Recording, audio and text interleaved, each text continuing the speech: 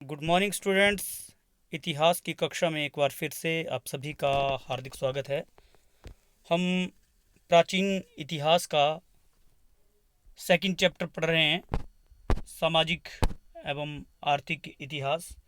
इसमें अभी तक हमने महाजनपद काल, मौर्य साम्राज्य, मौर्य साम्राज्य के बाद छोटे छोटे राज्य अस्तित्व में आए, जिसमें शुंग वंश, शक शक कुषाण, सातवाहन, यवन, चोल, चेर, पांडे के बारे में हमने पढ़ा था।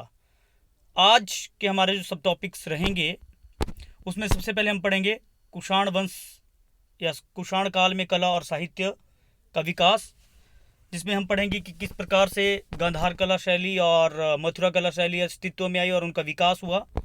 उसके अलावा गुप्तकालीन स्रोत, गुप्त साम्राज्य को, गुप्त वंश को जानने के लिए जो साहित्यिक स्रोत हमारे पास है उनके बारे में हम डिस्कस करेंगे।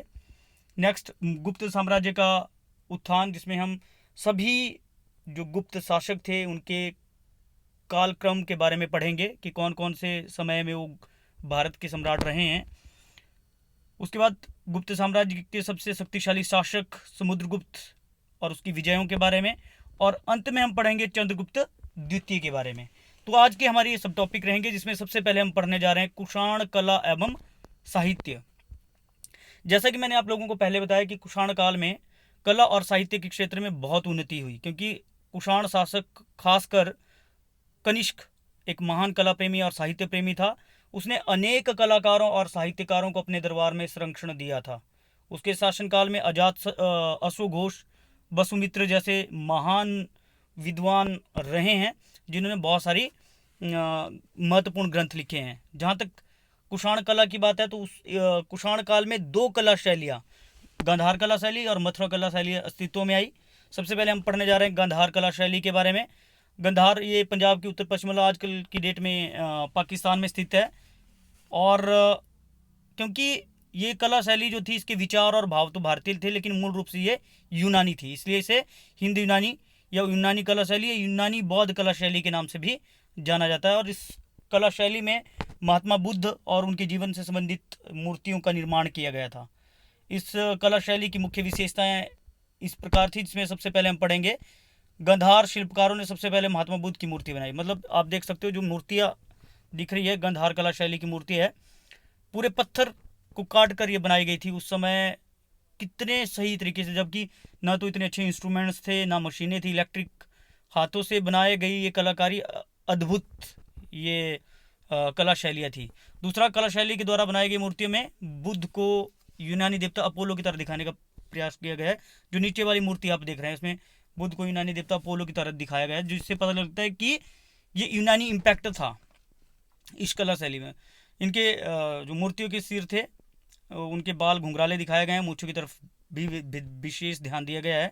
मूर्तियों को सुंदर बनाने के उद्देश्य से वस्तुतः आभूषणों से उनको सुसज्जित किया गया है। गंधार कला शैली में पॉलिश और सफाई बहुत ध्यान, क्यों की जगह आप लोगों ने काट के बहुत ध्यान दिया गया था, जिसके कारण की ये कला शैली बहुत ज़्यादा प्रसिद्ध रही है। नेक्स्ट जो हमारी इसमें कला शैली है वह है मथुरा कला शैली। मथुरा कला शैली की अगर हम बात करें तो महात्मा बुद्ध, बौद्धिस्तवों, हिंदू देवताओं, जैन तीर्थकरों, यज्ञ अक्षयों की बहुत सुंदर मूर्तियाँ बनाई गई है। ये आप कंपैरिजन भी देख सकते हैं गांधार और मथुरा कला शैली में, जो कि बौद्ध धर्म की मूर्तियाँ बनाई गई थी, महात्मा बुद्ध की जो मूर्तियाँ बनाई गई थी। इन मथुरा कला शैली में महात्मा बुद्ध की भारी शरीर वाली मूर्तियाँ बनाई गई, उनको हमेशा कमल आसन पर बैठे दिखाया गया। दूसरी मथुरा वाली उसमें आप देख सकते हो। और मथुरा के शिल्पकारों, सरकारों की जगह शिल्पकारों, इसको हम ठीक कर देंगे। जैन तीर्थ गुरु की जो मूर्ति बनाई वो बड़ी अच्छी थी। महात्मा बुद्ध की बहुत सी मूर्तियों को वस्त्र पहने दिखाया गया है। ठीक है।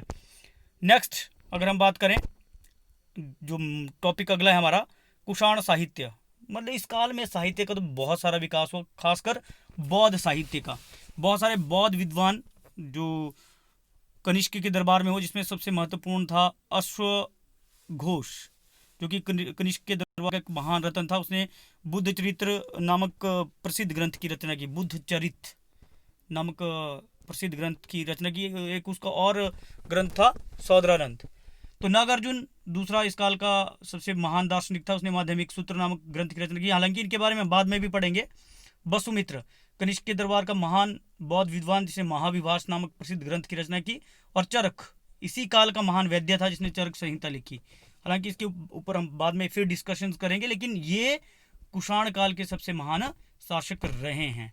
नेक्स्ट जो इसमें हमारा टॉपिक रहेगा वो है गुप्तकालीन स्रोत। गुप्त साम्राज्य को पढ़ने से पहले जो स्रोत मुख्य रहे हैं, जिसमें सबसे महत्वपूर्ण थे पुराण। हम जानते हैं कि पुराण हिंदुओं के बहुत धार्मिक स्थल रहे हैं, धार्मिक ग्रंथ रहे हैं, जिसमें गुप्त काल के बारे में भी डिस्कशन किया गया, बताया गया है। लेकिन इस काल के सबसे महत्वपूर्ण जो साहित्य की बात करें तो शूद्रक इस काल का महत्वपूर्ण विद्वान रहा है, जिसने मृच्छकटिगम नामक ग्रंथ की रचना की। उसके बाद विशाखादत्त, जिसने देवी चंद्रगुप्तम ये विशाखादत्त के द्वारा लिखा गया महत्वपूर्ण ग्रंथ था। हालांकि विशाखादत्त ने एक और महत्वपूर्ण ग्रंथ लिखा है, जिसका नाम था मुद्रा राक्षस। मौर्य साम्राज्य और उस काल के बारे में महत्वपूर्ण जानकारी प्रदान करता है। इसके अलावा गुप्त काल के सबसे महान विद्वान की बात करने जा रहे हैं हम। न केवल महान विद्वान थे, नाटककार, इतिहासकार, जिन्होंने बहुत सारे ग्रंथों की रचना की, जिनका नाम था कालिदास। तो कालिदास के द्वारा महत्वपूर्ण ग्रंथ रहे हैं अभिज्ञान शकुंतलम, मालविकाग्निमित्रम, रघुवंशम, विक्रमोवंशीय और ऋतुसंहार। ये 4-5 बड़े ही महत्वपूर्ण नाटक और बहुत महत्वपूर्ण ग्रंथ रहे हैं, संस्कृत भाषा में लिखे हुए, जो कि गुप्त काल के बारे में महत्वपूर्ण जानकारियाँ प्रदान करते हैं। फिर वात्स्यायन का कामसूत्र और फाहियान, जो एक चीनी यात्री था और चंद्रगुप्त द्वितीय के शासनकाल में भारत आया था, उसने भी बहुत महत्वपूर्ण जानकारी दी है अपनी पुस्तक सी यू की में। और ये गुप्त काल के महत्वपूर्ण स्रोत है, जिनके बारे में हम गुप्त साम्राज्य के बारे में जानकारी प्राप्त होती है। नेक्स्ट जो टॉपिक इसमें हमारा रहेगा वह है गुप्त शासकों का कालक्रम, कि कितने गुप्त शासक रहे, कब से कब तक उन्होंने शासन किया। एनसीईआरटी को फॉलो किया हमने, इनकी जो डेट्स रही है, हालांकि हमारी बुक में जो डेट्स है वो डिफरेंट है, लेकिन आपने एनसीईआरटी की ही जो डेट्स हैं उनको ही ज़्यादा तवज्जो दी जाती है, ज़्यादा इंपॉर्टेंस दी जाती है। तो सबसे पहले श्रीगुप्त और घटोत्कच, ये दो शासक रहे जिन्होंने 275 ईस्वी से 320 ईस्वी तक शासन किया। गुप्त वंश की स्थापना श्रीगुप्त ने की थी। उसके बाद चंद्रगुप्त प्रथम 320 से 335 ईस्वी, ये गुप्त काल के सबसे प्रथम महान शासक रहे हैं। उसके बाद समुद्रगुप्त, जो गुप्त शासन काल के सबसे शक्तिशाली शासक रहे हैं। चंद्रगुप्त द्वितीय, जिन्हें विक्रमादित्य के नाम से भी जाना जाता है, 380 से 415 ईस्वी तक शासन किया। फिर उसके बाद कुमारगुप्त, स्कंदगुप्त एक और अन्य महान विद्वान राजा रहा है, जिसने 454 से 454 से 467 ईस्वी तक शासन किया। इसके बाद गुप्त शासक बहुत सारे रहे, पूर्वगुप्त, उसके बाद कुमारगुप्त, बुधगुप्त, नरसिंहगुप्त, भानुगुप्त, वैन्यगुप्त, कुमारगुप्त और विष्णुगुप्त, लेकिन ये इतने ज़्यादा शक्तिशाली नहीं रहे हैं। तो सबसे पहले हम पढ़ने जा रहे हैं गुप्त साम्राज्य के सबसे शक्तिशाली प्रथम शासक चंद्रगुप्त प्रथम के बारे में। तो गुप्त, जैसे कि मैंने पहले भी बताया कि गुप्त साम्राज्य की स्थापना श्रीगुप्त ने 275 ईस्वी में की थी, और उनके बाद उनका पुत्र घटोत्कच सम्राट बना। लेकिन 320 ईस्वी में चंद्रगुप्त प्रथम इस वंश के सिंहासन पर बैठा और उसने एक शक्तिशाली साम्राज्य की स्थापना की। वो पहला शासक था जिसने अपनी स्वतंत्रता की घोषणा की और महाराजा धीराज की उपाधि से उसे अपने आप को महाराजा धीराज की उपाधि दी। उसने गुप्त संवत चलाया और लिच्छवी वंश की राजकुमारी कुमार देवी से उसने विवाह किया। उसमें लिच्छवी वंश प्राचीन काल का, मैंने पहले भी बताया था आप लोगों को, कि सबसे प्रसिद्ध वंशों में से एक था, और उसके साथ मैरिज जो रिलेशन है वो बनाना, वो अपने आप में उस राजा को शक्तिशाली बना देता था। 335 ईस्वी तक इसने शासन किया। उसके बाद हम बात करते हैं गुप्त साम्राज्य के सबसे शक्तिशाली शासक समुद्रगुप्त की। ठीक है, अभी हम चंद्रगुप्त की बात करें तो समुद्रगुप्त ने 335 ईस्वी से 380 ईस्वी तक शासन किया। जैसा कि मैंने बताया कि गुप्त काल का सबसे शक्तिशाली शासक।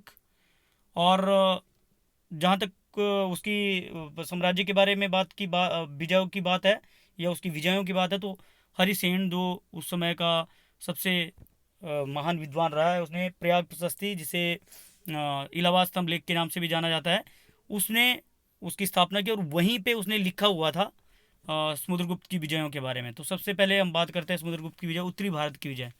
उत्तरी भारत, जिसे उस समय आर्यव्रत कहा जाता था, आर्यभट्ट लिखा हुआ है आर्यव्रत। तो आर्यव्रत के 3 राजा, जो राजा अच्युत वंश के शासक, नागसेन के शासक और कूट वंश के शासक, इनके साथ समुद्रगुप्त की लड़ाई हुई और इन तीनों को उसने पराजित कर दिया। इनको पराजित करने के बाद समुद्रगुप्त दक्षिण की ओर चला गया, जिसका फायदा जो अच्युत और नागसेन के शासक हैं उन्होंने उठाया, और 7 और राजाओं को उन्होंने इकट्ठा करके फिर से विद्रोह कर दिया। जब समुद्रगुप्त को इसका बात का पता चला तो उसने फिर से इन राजाओं को हराया और उनके राज्यों को अपने साम्राज्य में मिला दिया। दूसरा था दक्षिण भारत की। उत्तरी भारत को विजित करने के पश्चात समुद्रगुप्त दक्षिण भारत की ओर गया। वहाँ के उसने 9 जो राजा थे, 12 राजाओं के दिन, विष्णुगुप्त के दिन 12 राजाओं के एक संघ को उसने पराजित किया और उनसे अपनी अधीनता स्वीकार की। जो सबसे इंटेलिजेंट काम उसने किया वो ये था कि उसने उन राज्यों को अपने साम्राज्य में नहीं मिलाया, क्योंकि उसका मानना था कि गुप्त साम्राज्य एक बहुत विस्तृत साम्राज्य हो जाए, उसमें यातायात के साधनों की कमी के कारण वो इतने बड़े साम्राज्य को नहीं संभाल सकता था। तो इसलिए उसने डिसीजन लिया कि वो केवल इनसे अधीनता स्वीकार करके वार्षिक कर लेके उन्हें जो है वो उनके राज्यों को अपने साम्राज्य में नहीं मिलाएगा। नेक्स्ट, जंगली जातियों पर विजय प्राप्त की उसने। गणराज्य जातियाँ थी, कुछ योद्धे और जुनायन जो इसमें महत्वपूर्ण थी, उनको पराजित किया। सीमांत प्रदेश की अगर हम बात करें, राजस्थान, उत्तरी मध्य प्रदेश, असम और नेपाल उसने अधिकार किया। और सबसे महत्वपूर्ण घटना उसके शासनकाल की रही वो था अश्वमेघ यज्ञ। ये तो आप लोगों ने सुना ही होगा। अश्वमेघ यज्ञ, जब मतलब कोई राजा यज्ञ के घोड़े को जो है वो अपने साम्राज्य के आसपास के क्षेत्रों में भेजता है, और कोई अगर उसको पकड़ ले तो उसको उस राजा के साथ युद्ध करना पड़ता है, नहीं तो उस राजा को अजय घोषित किया जाएगा और पूरा जो है वो सभी उसकी अधीनता स्वीकार करेंगे। और ये इस प्रकार का अश्वमेघ यज्ञ समुद्रगुप्त ने अपने शासनकाल में करवाया था। तो सबसे जरूरी इसमें हमने पढ़ा उत्तरी भारत की विजय, दक्षिण भारत की विजय। उत्तरी भारत में उसने 3 राजाओं अच्युत सेन, नागसेन और कूटवंश के शासकों को हराया। फिर बाद में उन्होंने 7 राजाओं को मिलाकर जब वो लड़े तो उनको भी हराया। फिर दक्षिण भारत में विष्णुगुप्त के नेतृत्व में उसने 12 राज्यों के संघ को पराजित किया, लेकिन उन्हें अपने साम्राज्य में उसने नहीं मिलाया। फिर जंगली जातियों, गणतंत्रीय जातियों, सीमांत प्रदेशों और अश्वमेघ यज्ञ उसके शासनकाल की महत्वपूर्ण घटना है। अब बात आती है एक बहुत महत्वपूर्ण कॉन्सेप्ट जो एग्जामिनेशन में भी क्वेश्चन आता है कि समुद्रगुप्त को भारत का नेपोलियन क्यों कहा जाता है। तो डॉक्टर वी स्मिथ, महान इतिहासकार, उन्होंने समुद्रगुप्त को भारत के नेपोलियन की संज्ञा दी है। तो क्यों? क्योंकि वो अजय रहा है, कभी भी कोई भी युद्ध नहीं हारा उसने। उत्तरी भारत के 3 राज्यों जिसमें अच्युत, नागसेन और कूटवंश से, इसके अलावा दक्षिण भारत के 9 राजाओं के संग जंगली जनजातियों, सीमांत प्रदेशों पर उसने अधिकार किया, और जितने भी युद्ध उसने अपने शासनकाल में लड़े एक भी उसने नहीं हारा, वो हमेशा अजय रहा। जबकि नेपोलियन, जो कि फ्रांस का एक महान शासक था, उसने कई यूरोपीय देशों जिसमें ऑस्ट्रिया, स्पेन, जर्मनी, इटली, उन सबको पराजित किया। लेकिन 1815 ईस्वी में यूरोपियन संघ, इंग्लैंड के नेतृत्व में एक सभी जो यूरोपीय और देश थे उनका एक संघ बना, और उन्होंने वाटरलू के युद्ध में समुद्रगुप्त को पराजित कर दिया। ठीक है, तो यहाँ पे आगे लिखना रह गया है थोड़ा सा मैं। तो उसके साम्राज्य के सामने नेपोलियन उनकी आंखों के सामने ही उसका साम्राज्य विघटित हो गया, लेकिन समुद्रगुप्त एक भी युद्ध अपने जीवन में नहीं आ रहा। तो कुछ इतिहासकार तो ऐसा मानते हैं कि समुद्रगुप्त नेपोलियन से महान था, लेकिन परिस्थितियाँ अलग थी। जो जब आप आगे आने वाले समय में यूरोपियन हिस्ट्री पढ़ोगे तो आप देखोगे कि नेपोलियन एक महान शासक रहा है। तो तुलना करना मुश्किल रहता है, तुलना करना मुश्किल रहता है, लेकिन फिर भी जो डॉक्टर वी एस स्मिथ है उन्होंने समुद्रगुप्त को भारत का नेपोलियन की संज्ञा दी है। नेक्स्ट हमारा टॉपिक रहेगा चंद्रगुप्त द्वितीय, जिसने 380 ईस्वी से 415 ईस्वी तक शासन किया। वो समुद्रगुप्त का पुत्र था और बहुत ही महान शासक रहे हैं। उसके शासनकाल में कला और साहित्य के क्षेत्र में बहुत सारा विकास हुआ, जिसके बारे में हम पढ़ेंगे आगे आने वाले समय में। जहाँ तक उसकी विजयों की बात है, वैवाहिक संबंध उसने स्थापित किए। उसने नागराज, जो नागवंश था, उसकी पुत्री से विवाह किया, और अपनी लड़की का विवाह उसने, जिसका नाम प्रभावती गुप्त था, बाकाटक शासक रुद्रसेन से किया था।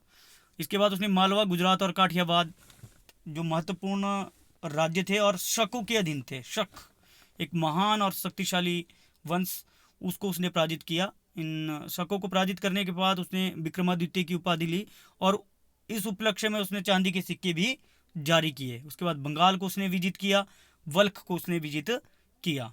तो चंद्रगुप्त विक्रमादित्य, जो विक्रमादित्य की उपाधि उसने शकों को हराने के पश्चात ली, तो एक महान शासक रहा है।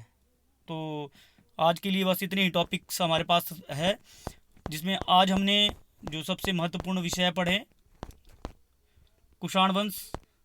कुषाण वंश की अगर हम बात करें कुषाण काल में, तो कला और साहित्य, गंधार कला शैली, मथुरा कला शैली, उनकी विशेषताएं हमने पढ़ी। कुषाण साहित्य हमने पढ़ा। ये यहाँ से छोटे छोटे क्वेश्चन एग्जामिनेशन में आते हैं, हालांकि इसकी तैयारी हम बाद में करेंगे, ठीक है। और गुप्तकालीन स्रोत हमने पढ़े। उसके बाद गुप्त शासक, और गुप्त शासक के बाद चंद्रगुप्त प्रथम, फिर समुद्रगुप्त, और फिर चंद्रगुप्त विक्रमादित्य। तो आप सब ने ध्यान से इसको कर लेना, नोट्स टाइप में मैंने दिए, अगर लिखना चाहो तो आप लिख सकते हो। चैनल को जरूर सब्सक्राइब करें, लाइक करें, ताकि हमारा कॉन्फिडेंस बढ़ता रहे और हम आपको अच्छी अच्छी वीडियो लाकर दें। Thank you and have a nice